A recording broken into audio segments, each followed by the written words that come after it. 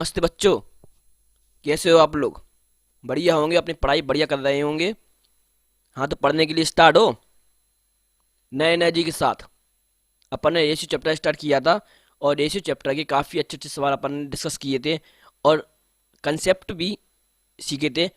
ऐसा नहीं है हमने आपको सवाल सवाल बताए हो, हमने आपको कंसेप्ट बताया। कंसेप्ट के साथ फिर कंसेप्ट को किस तरह अप्लाई किया जाता है, फिर हमने उस पर बेस सवाल भी सिखाए हैं आपको, जिससे कि आपको कंसेप्ट भी माइंड में रहे और आप कंसेप्ट को किस तरह आप सवाल में यूज करोगे तो आप उसका अप्लाई करना भी सीख चुके हो। तो जिन बच्चों ने रेशियो की पहली क्लास ना देखी हो तो उन रेशियो क्लासों को भी बच्चे देख के आए उन रेशियो क्लासेस को। तभी बच्चों को ये समझ में आ पाएगा, क्योंकि उसमें काफ़ी अच्छे अच्छे छोटी छोटी चीज़ों को बताया गया है। पहले छोटी चीज़ों को बताया गया, फिर उससे लेवल बढ़ाते गए अपन, और अपन ने काफ़ी छोटी चीज़ों से लेके बड़ी चीज़ों तक अपन ने समझाया, हर कंसेप्ट को हर प्रकार समझाया। तो आप पहली क्लास को जरूर देख के आए, तब आपको ये सवाल समझ में आएंगे। और अगर नए भी जुड़े हो तब भी आपको समझ में आएंगे, पर आप थोड़ा सा पहले क्लास को देख के जरूर आए। पहले क्लास को देखोगे तो आपको और अच्छा समझ में आएगा। और जो बच्चे नए जुड़े हैं तो वो यहाँ से ही समझ में आ जाएगा उनको, पर पहले वो पुरानी क्लासों को देख लें तो अब और अच्छा समझ में आएगा उनको। ठीक है, तो पहला सवाल आपकी स्क्रीन पर है, जब तक आप पढ़ लीजिए। और ये आज नया टाइप है इसका। कौन सा टाइप है ये? है जिस सवाल का टाइप होगा आपका, अब बटेगा सभी लोगों में पैसा। क्या? अब बटेगा सभी लोगों में पैसा बराबर। ये टाइप काफ़ी इंपॉर्टेंट है, ये एग्जाम में आता है। तो पहला क्वेश्चन आपकी स्क्रीन पर ये है, पी के वेतन में 5:12 के अनुपात में बढ़ोतरी हुई। यदि अब उनका नया वेतन 6,000 है तो उनका मूल वेतन कितना था? ये आपका pre C H S L में आ चुका है सवाल। ये सवाल भी सी एच एल में आते हैं, तो आप कुछ ये सवाल भी सीखना जरूरी है। तो ये सवाल वैसे आपको कठिन लग रहा होगा, इसकी लैंग्वेज समझ में नहीं आ रही होगी, पर ये सवाल काफ़ी सरल है। तो हम आपको ये सवाल बताते हैं किस तरह से करना है। पी के वेतन में कितनी है? पी के वेतन में 5:12 के अनुपात में बढ़ोतरी हुई है। पहले 12 थी, फिर उसकी वेतन पहले उसकी वेतन 5 थी, फिर उसकी वेतन 12 हो गई है, तो अब उसका नया वेतन कितना हो गया? तो इसकी वैल्यू दी है आपकी, 12 की वैल्यू है 6,000। कितना गुना है ये? 500 गुना। तो उसका मूल वेतन कितना था? मूल वेतन पूछा तो मूल वेतन ये है, 5 था पहले उसका, तो 5 का 500 गुना कितना होगा? 2,500। 2,500 आ जाएगा इसका आंसर। कौन सा नंबर है ये आपका? C number, 2,500, 2,500। ठीक है, तो ये आपका पहला सवाल बता दिया, इसका आंसर 2,500 है। ठीक है, सेकंड सवाल देखते हैं। सेकंड सवाल ये आपके स्क्रीन पर, किसी धनराशि को पी क्यू आर के बीच क्रमशः 5:3:8 के अनुपात में विभाजित किया गया। यदि पी का हिस्सा 3,500 है तो पी और आर के हिस्सों का अंतर ज्ञात कीजिए। आप इसको करिए। और क्योंकि ये सवाल pre C H S L में आ चुका है, जो कब आ चुका है आपका? सी एच एस एल में आ चुका है, पहले के सी एच एल पेपर में आ चुका है। तो आप इसको करिए, हम आपके लिए इसको 10 सेकंड देंगे। 10 सेकंड से ज़्यादा सवाल ये है भी नहीं है, 10 सेकंड में सवाल आपका सॉल्व हो जाएगा। हम आपको बताएंगे तो उसमें थोड़ा डिटेल बताएंगे, तो आप उसमें थोड़ा टाइम लगेगा। अगर आपकी प्रैक्टिस हो जाएगी तो आप 10 सेकंड में सवाल कर लोगे। तो आप आपको 10 सेकंड देते हैं, तो आप इस सवाल को सॉल्व करिए।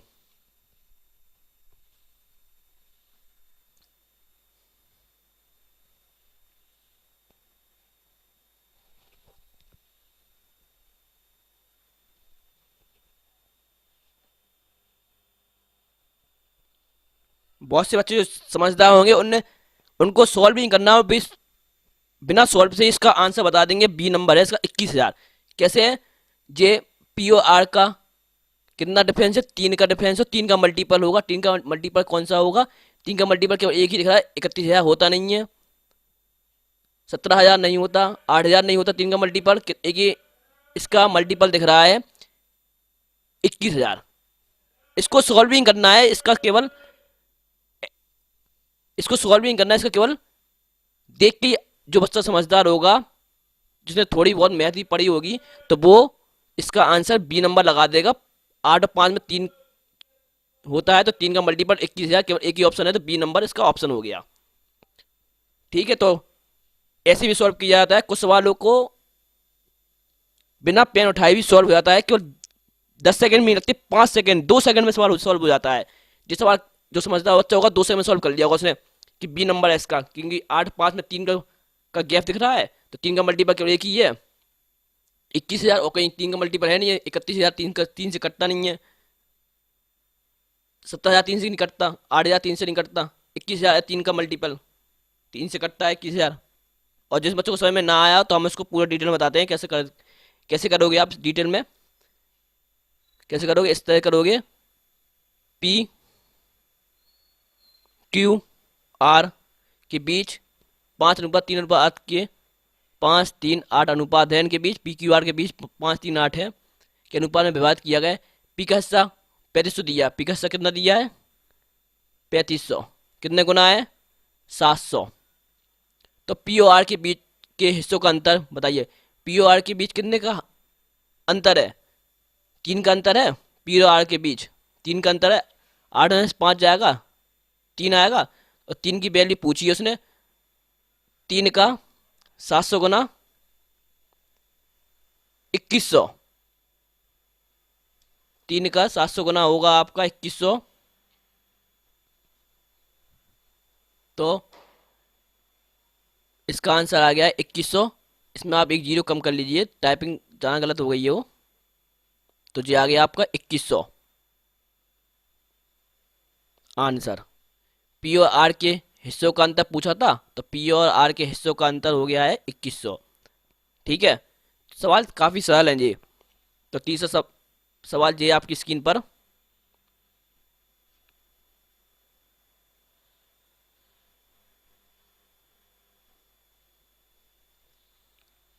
तीसरा सवाल ये आपकी स्क्रीन पर, जेड की राशि को पी क्यू आर के बीच इस प्रकार विभाजित किया जाता है कि पी और आर के हिस्सों का अनुपात 4:5 तथा क्यू और आर के हिस्सों का अनुपात 7:8 है।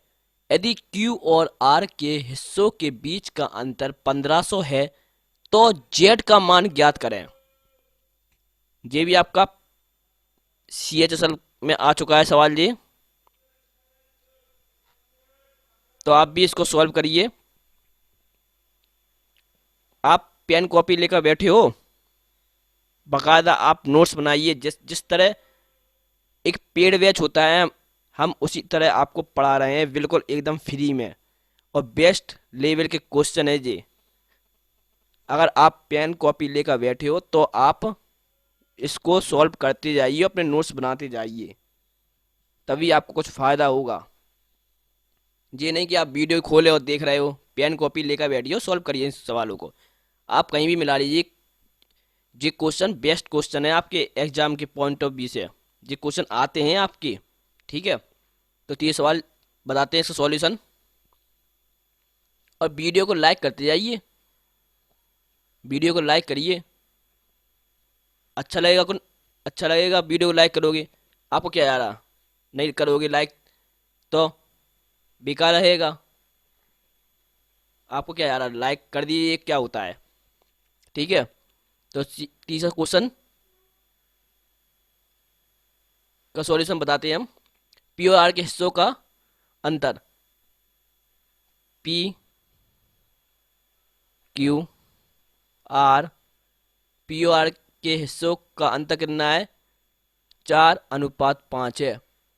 क्यू आर के हिस्सों का अंतर, क्यू आर के हिस्सों का अंतर है 7:8। ठीक है, जिन बच्चों ने पिछली क्लास देखी होंगी कंसेप्ट समझा होगा तो वो इस सवाल को आराम से सॉल्व कर लेंगे। इसमें कुछ नहीं है, कंसेप्ट के ऊपर बेस्ड क्वेश्चन है जो आपका, अगर कंसेप्ट क्लियर है तो आप इस क्वेश्चन को सॉल्व कर सकते हो।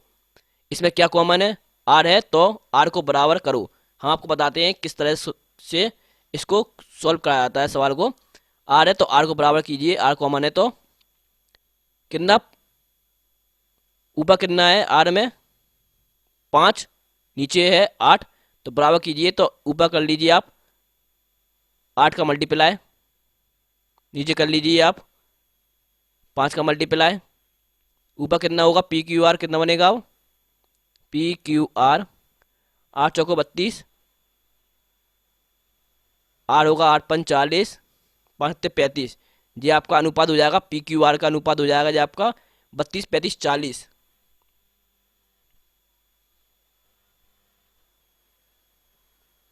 इनका अनुपात हो जाएगा आपका 32 35 40।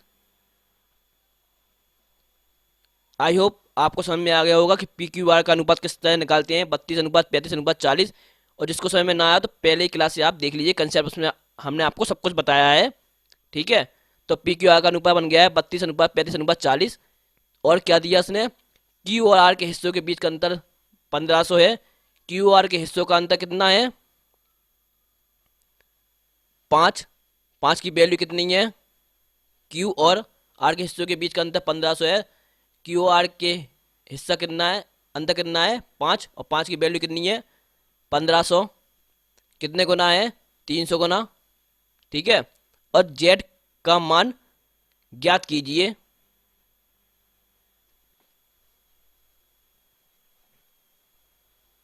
तो 5 का 300 गुना होगा 1500।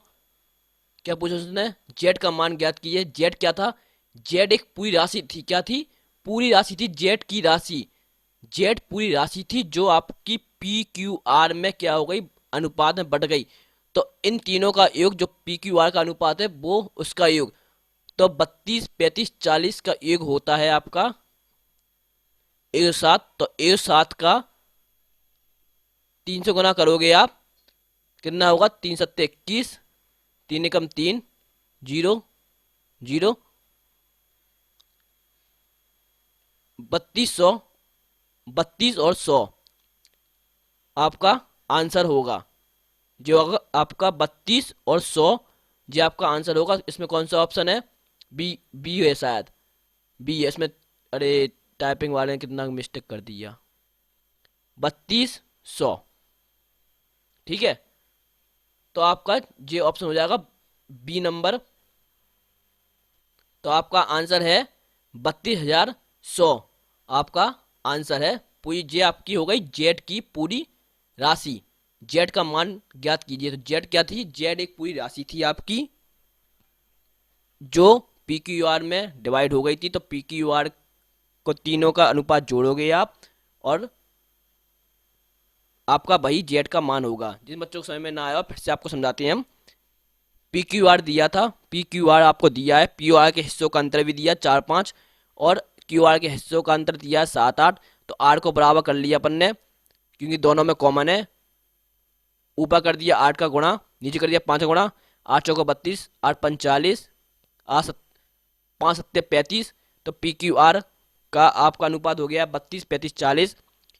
क्यू और आर के हिस्सों के बीच का अंतर था 1500। क्यू और आर के हिस्सों का अनुपात में कितना अंतर है 5 का, तो 5 की वैल्यू कितनी दी 1500। 5 का 300 गुना 1500, 5 का 300 गुना हो गया आपका 1500, 5 का 300 गुना हो गया 1500।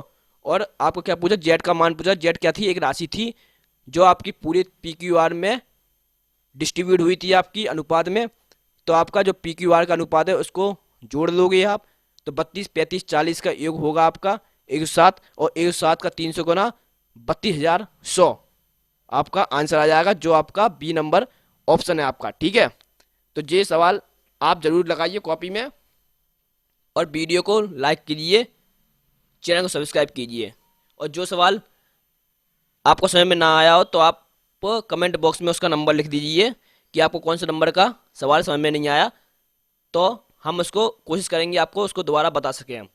ठीक है, और आप आपको ना आया हो समझ में तो आप वीडियो को बार बार देखिए, क्योंकि हमने आपको बड़े धीरे धीरे आपको समझाया है। हमने एक एक चीज स्टेप हर चीज समझाया है, हमने हर कंसेप्ट को समझाया है, फिर उसके बाद सवाल समझाए हैं। तो आपको समझ में आएगा। आप वीडियो को जरूर देखिए बार बार, ठीक है। और कॉपी पेन लेकर जरूर बैठिए बैठिएगा आप सॉल्व करने, ठीक है। तो वीडियो को लाइक करो, चैनल को सब्सक्राइब करो, ठीक है। नमस्ते भाई।